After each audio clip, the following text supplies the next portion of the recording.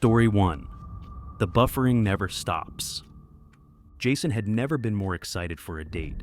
It was a cold Friday night, and the weather outside was the perfect excuse to stay in, cozy up under a blanket, and indulge in some Netflix and chill. He had been talking to Amanda for a few weeks, and tonight was their first time hanging out at his place. The apartment was spotless, candles flickered on the coffee table, and he had even preloaded a horror movie on Netflix to avoid any annoying buffering. Amanda arrived just after 9 p.m., her long blonde hair damp from the misty rain outside.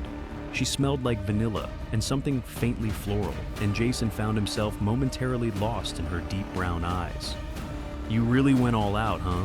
she teased, noticing the popcorn, the perfectly arranged blanket on the couch, and the dim lighting.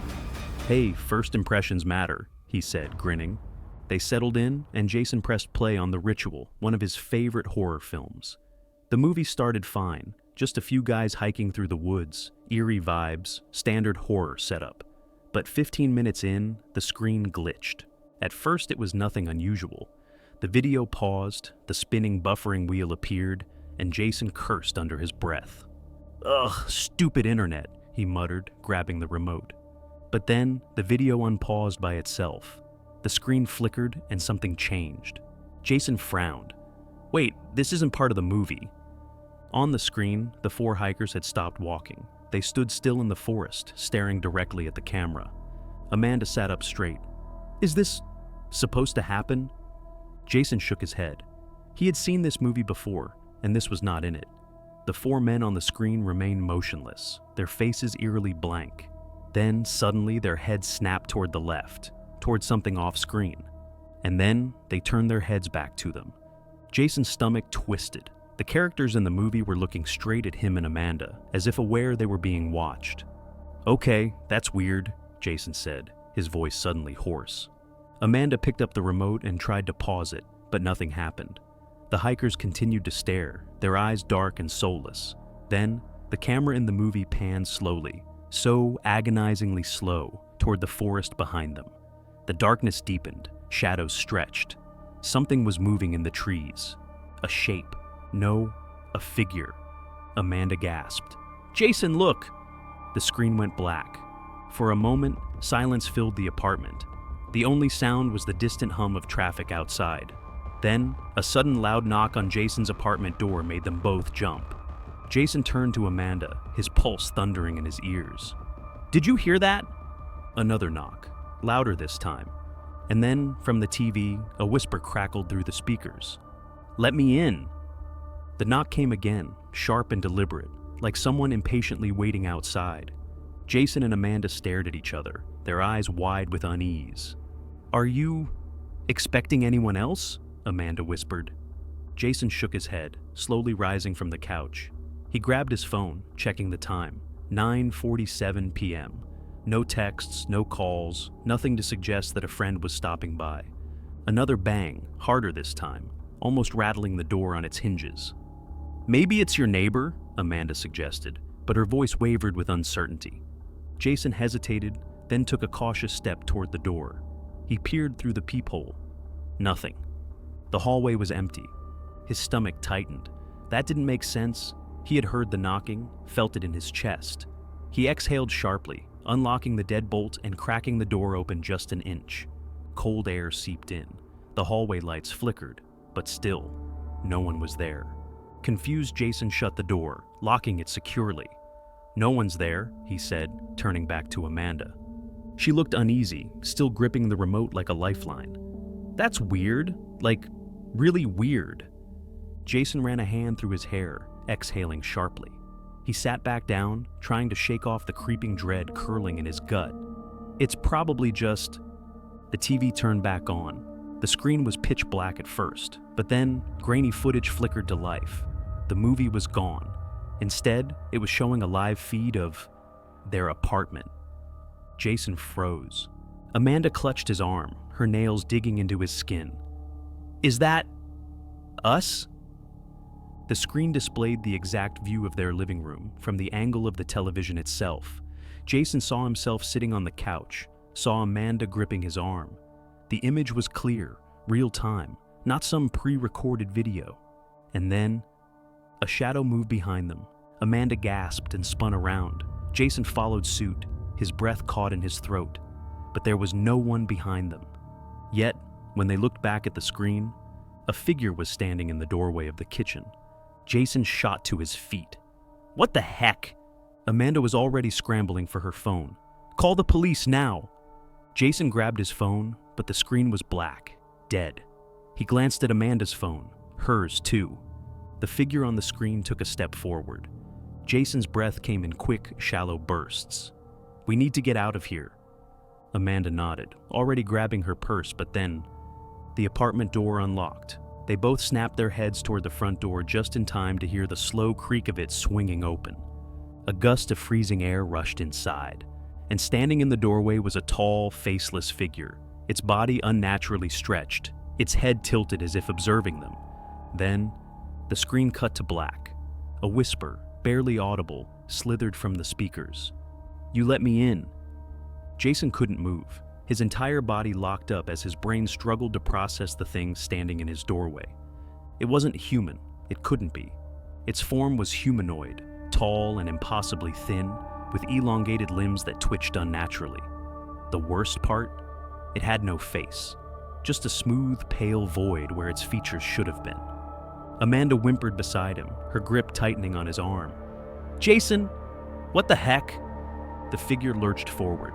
Jason reacted on pure instinct, grabbing Amanda's wrist and yanking her toward the hallway. Move! She stumbled but followed, their feet pounding against the hardwood as they ran toward his bedroom. Jason slammed the door behind them, locking it, pressing his back against the wood. Amanda was already scrambling toward the window. We can climb down to the fire escape!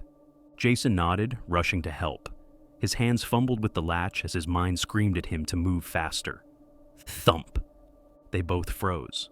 The sound had come from the other side of the door, a single heavy impact, like a palm slapping against the wood. Then, a slow, deliberate scratching sound. Amanda whimpered. It's playing with us! Jason finally unlatched the window and shoved it open. Cold night air flooded the room, and the rickety metal fire escape ladder creaked in the wind. Amanda climbed out first, Jason right behind her. The drop to the alley below was about 10 feet. Not ideal, but better than facing whatever that thing was. As Jason swung his leg onto the metal platform, the bedroom door behind him burst open. Amanda screamed. Jason barely managed to twist his body out of the way as something long and pale reached for him, its fingers just brushing his shoulder. He jumped onto the fire escape platform, landing hard on his knee. Amanda was already halfway down the ladder. Come on! Jason didn't hesitate. He practically slid down the metal rungs, the skin on his palms burning from the friction. As his feet hit the pavement, Amanda grabbed his hand and they ran. Neither of them looked back. They didn't stop until they were several blocks away, standing in the bright glow of a 24-hour gas station.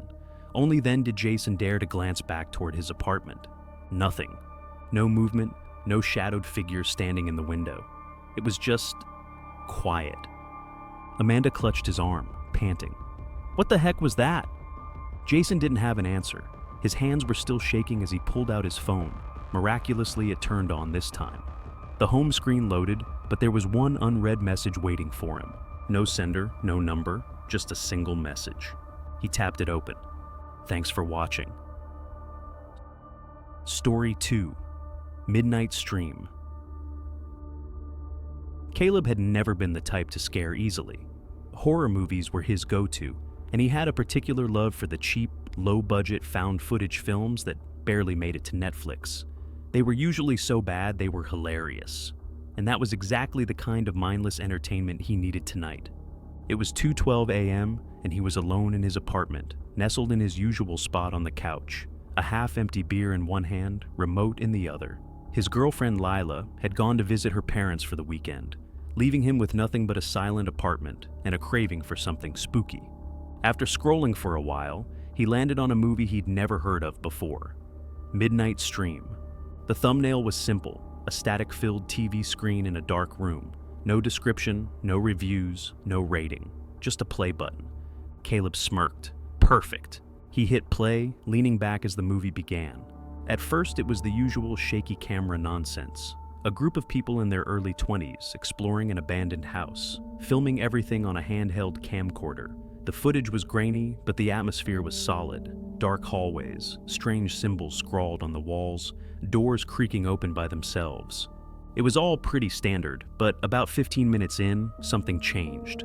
The footage jumped, flickering for a split second before resuming. But now, the group wasn't in the house anymore. They were outside, in the middle of a street, a very familiar street. Caleb squinted. Wait. He leaned forward, heart hammering as the camera panned, revealing a row of houses. He knew those houses. It was his neighborhood. What the heck? The characters kept walking, their hushed voices filled with nervous excitement. The camera operator panned around, capturing glimpses of driveways, parked cars, dimly lit windows. Then the camera stopped. Centered, perfectly framed, was Caleb's apartment complex. His stomach dropped. The camera zoomed in, closer, closer, until it was staring right at his window. Caleb shot to his feet, his beer toppling over onto the carpet. He rushed to the window, yanking the blinds open. Nothing. The street outside was still and empty. No camera crew, no weird film students breaking into his neighborhood. He exhaled shakily, running a hand through his hair. It's just a coincidence, some random stock footage they used. Taking a deep breath, he turned back to the TV. The camera on screen was still filming his apartment, and then his living room light flickered. Caleb's breath hitched. That wasn't the TV. That was real. He spun back toward the window, heart pounding so hard he could hear it in his ears. The TV screen glitched again, and now the camera was inside his apartment, standing in the hallway, filming him. Caleb's blood turned to ice. He wasn't alone. Caleb's stomach twisted into knots. His breathing turned shallow, his skin prickling with the undeniable sensation of being watched. The footage on the TV continued, the handheld camera tilted, focusing on his back. It was live. His movements, his shallow breaths, the way his hands trembled, were mirrored in real time on the screen. Caleb's eyes darted to the hallway. It was empty. But the camera in the movie showed someone standing right there, a dark figure just out of sight, lurking just beyond the threshold. He turned back to the TV, heart hammering. The grainy footage zoomed in. The figure was tall, its features obscured by the poor resolution. But Caleb could see its head, tilted slightly, like it was studying him. Then, the screen glitched and the figure was closer. Caleb backed away, his heel catching on the coffee table. His beer bottle shattered against the floor. The TV glitched again. Now, the figure stood in the living room. Right behind him, Caleb whipped around, hands raised defensively. Nothing. No one. Just his empty apartment, the same dimly lit living room he'd been lounging in all night. His pulse pounded in his ears, his body slick with cold sweat. "This isn't freaking funny," he muttered, scanning every corner of the room. His front door was still locked. But something felt wrong. The air was different. He swore he could smell something, like damp earth and rotting wood. His eyes flicked back to the TV. The figure had moved again. Now, it was sitting on his couch. Caleb's couch. His couch. The cushions beside him sank slightly as if something heavy had just sat down. Caleb didn't wait. He grabbed the remote, mashing the power button. The screen flickered, but it didn't turn off. Instead, the camera jerked violently as if the person holding it had been shoved. The lens cracked, distorting the image. And then, a raspy whisper filled the room. "Don't look away." Caleb froze. His fingers tightened around the remote until his knuckles turned white. The screen flickered again. The figure was standing now. Caleb felt it before he saw it. The weight of something looming over him. A cold breath against the back of his neck. A presence. Right there. His instinct screamed at him to run, but he couldn't. He was paralyzed, trapped in the suffocating silence of his own apartment, caught between the screen and the thing behind him. Then, in the reflection of the TV, he saw it. A shadowy hand reaching for his shoulder. Caleb snapped. He lunged for the power cord, ripping it from the outlet. The room was plunged into darkness. Silence. A long, agonizing moment stretched on. Caleb barely breathed, his ears straining for any sound.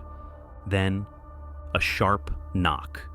3 slow, deliberate taps on the TV screen. Even though it was off, the screen remained dimly lit. and in the faint reflection, he saw a face staring back at him. It was his own, but the mouth was smiling, and it wasn't him. Caleb stumbled backward, his pulse hammering in his ears. The reflection on the TV screen, his face, but not his, was grinning. A wide, unnatural smile stretched across its lips, too sharp, too knowing.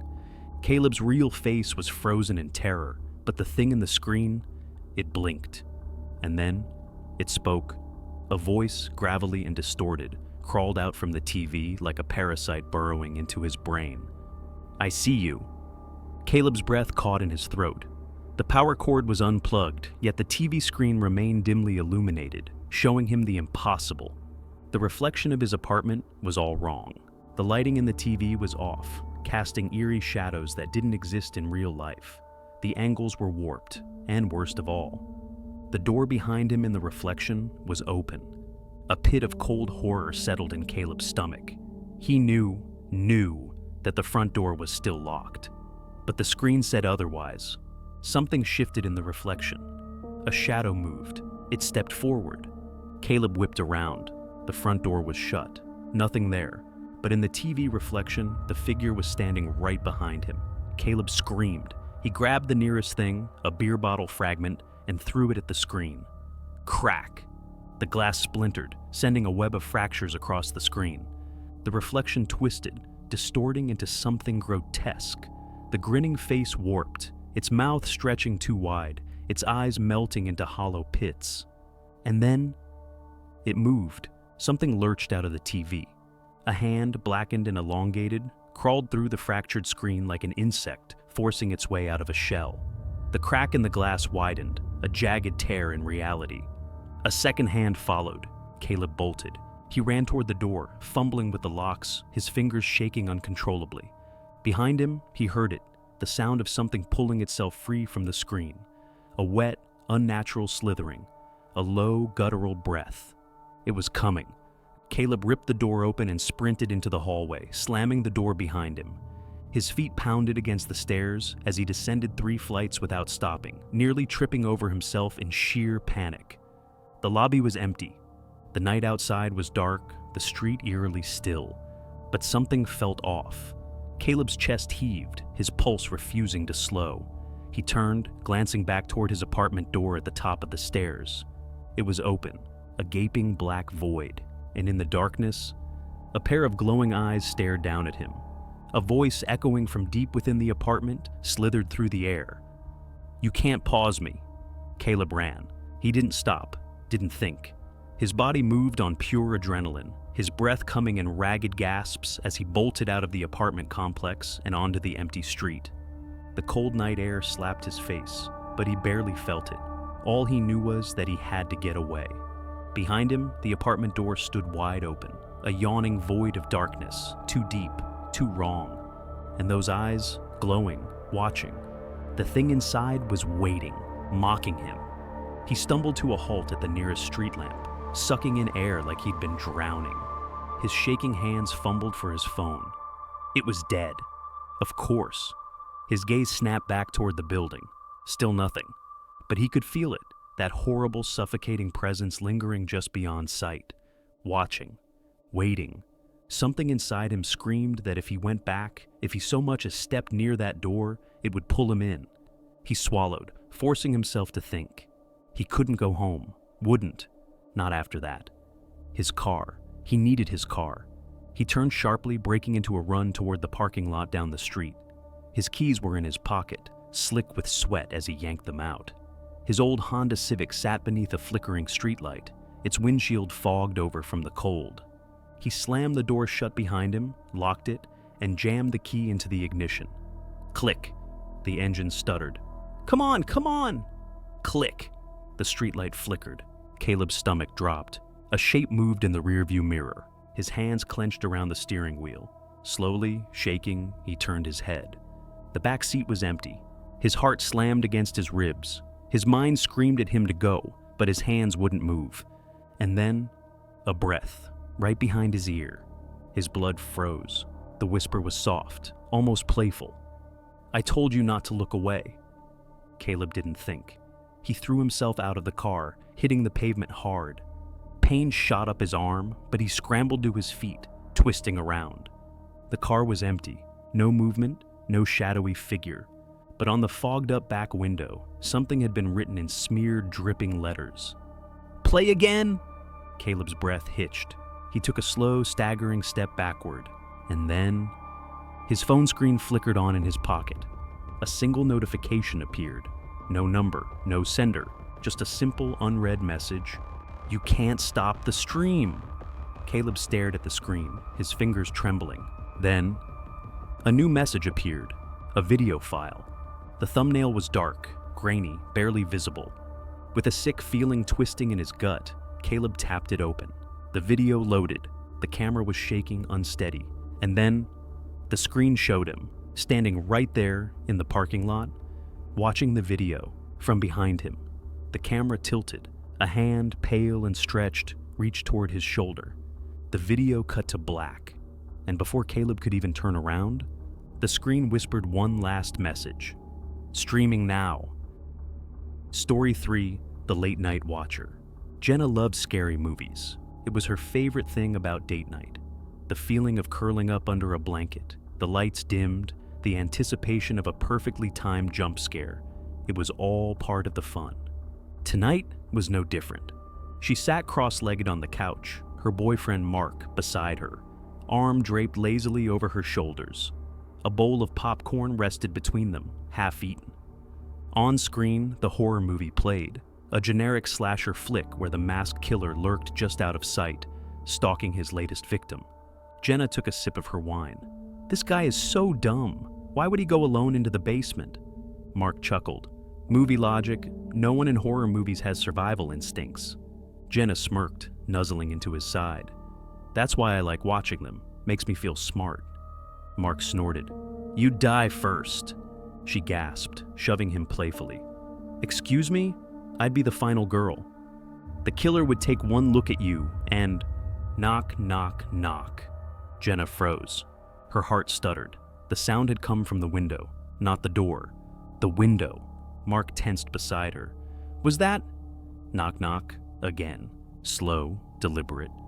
Jenna's throat went dry. "Who the hell?" Mark grabbed the remote and paused the movie. The silence in the apartment was deafening. Jenna turned, her gaze locked onto the living room window. The curtains were drawn, but the fabric was thin enough to see a dark outline standing just outside, motionless, watching. Jenna's stomach clenched. "Mark," he put a protective arm around her. "Stay here." She grabbed his wrist before he could move. "Wait, what are you doing?" "I'm gonna check." "No, that's how people die in movies." Mark sighed but nodded. "Fine, let's just ignore it then." The knocks came again. This time, they were faster, harder. Knock, knock, knock, knock. Jenna's skin crawled. Something about the knocking wasn't normal. It wasn't frantic or like someone genuinely needing help. It was methodical, intentional, like it was playing with them. Jenna's pulse pounded in her ears. "Maybe it's a prank," she whispered. Mark hesitated, then slowly reached for his phone. "I'll check the cameras." He pulled up the doorbell cam first. The porch was empty. Then he switched to the side alley cam, the one facing the living room window. The screen loaded. Jenna's stomach turned ice cold. There was someone standing there, a tall figure, unmoving. The streetlight overhead cast just enough glow to make out the details, a hood pulled low, shadowing its features. But the way it stood, too still, its head slightly tilted, it wasn't right. Mark's grip on his phone tightened. "What the heck?" The figure moved, slowly, turning its head, looking directly into the camera. Jenna grabbed Mark's arm. "What do we do?" Before he could answer, the security feed cut to black. Mark's phone buzzed. A notification appeared. Unknown number? Enjoying the movie? Jenna's blood ran cold. The TV flickered, and the movie unpaused on its own. But the slasher film was gone. Now the screen showed live footage of their living room. Of them, sitting on the couch, watching themselves, and behind them. The window curtains began to move. Something was inside the house. Jenna's heart hammered so loudly she thought it might burst. The air in the room had thickened, and every instinct in her body screamed danger. The curtains rustled, a slow, deliberate shift, like a breeze had slipped in. Except all the windows were closed. Mark shot up from the couch, his face pale but determined. "We're leaving, right now." Jenna nodded, scrambling to her feet. They didn't bother grabbing their things, just bolted toward the door, Mark's hand gripping hers like a lifeline. But as they reached the hallway, the TV flickered again. A voice, garbled and distorted, crackled through the speakers. "Don't go! The movie's not over." Jenna's knees nearly buckled. She glanced back at the screen. The image had changed. It now showed a live feed of their front door. And standing there, on the porch, was the figure.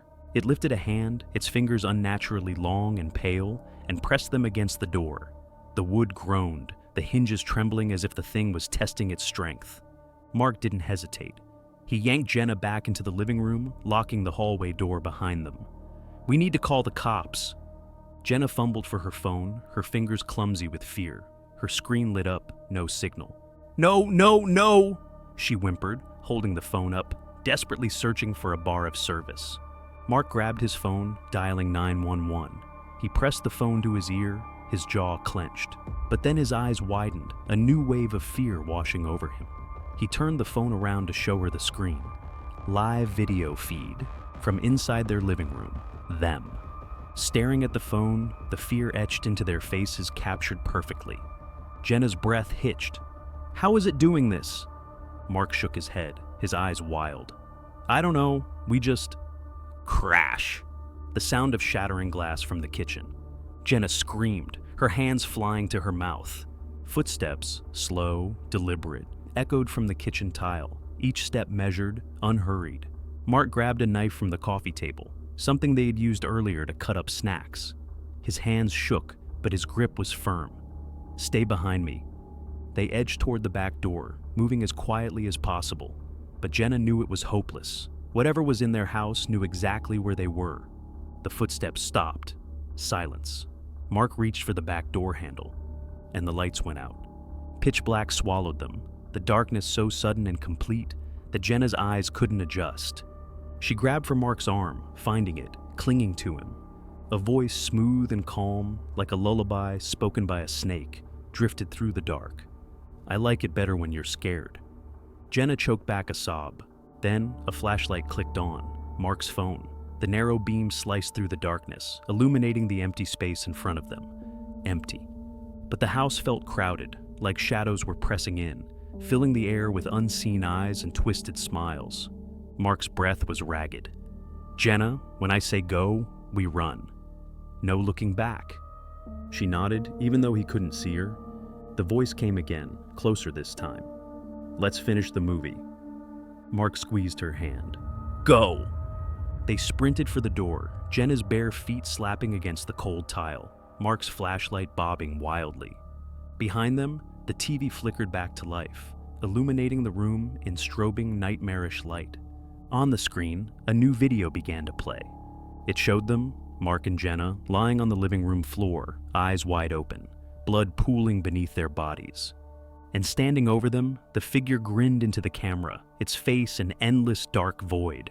Jenna slammed into the back door, forcing it open, the night air a frigid slap to her face. They stumbled into the backyard, running until their lungs burned and their legs gave out beneath them. The house behind them was silent, dark. But Jenna could swear just for a moment she saw a flicker of movement in the upstairs window, the figure watching them go. Jenna and Mark sat on the damp grass, their lungs burning, eyes locked on their house. No movement, no sound. It was as if nothing had happened. Mark wiped a shaking hand over his face. "We need to go to the police." Jenna nodded, but her gaze never left the upstairs window. The thing, whatever it was, had been watching them, mocking them. Her stomach twisted. "What if it follows us?" Mark exhaled sharply. "Then we don't go back." Jenna's phone suddenly buzzed in her pocket. Her breath hitched. Slowly she pulled it out. The screen was still cracked from where she'd dropped it earlier, but it was working now. A new notification.